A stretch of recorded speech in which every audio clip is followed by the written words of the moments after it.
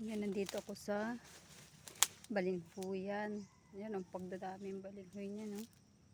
Sobrang dami talaga. Tapos dito nga pala ako dadaan sa gitna ng balinghuyan. Wala kang makikita ang damo kundi siguro puno ng balinghoy. Balinghoy kasi ang tawag niya sa amin, sa iba naman na kamuting kahoy. Ayan.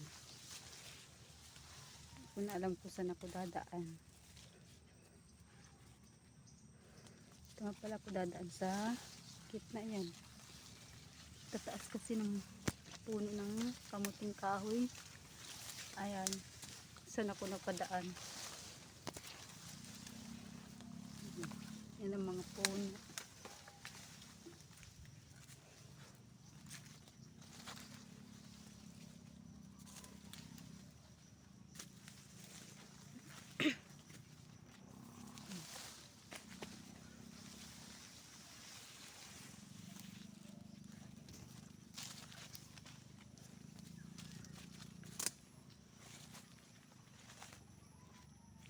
Ang balinghoy dyan.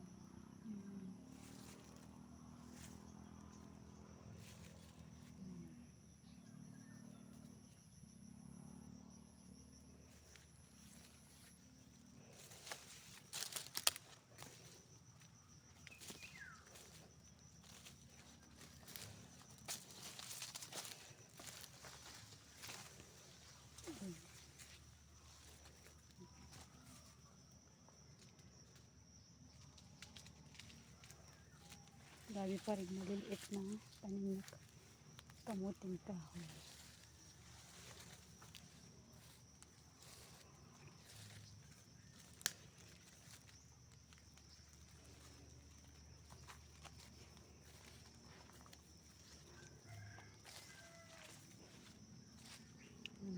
Puno ng langka.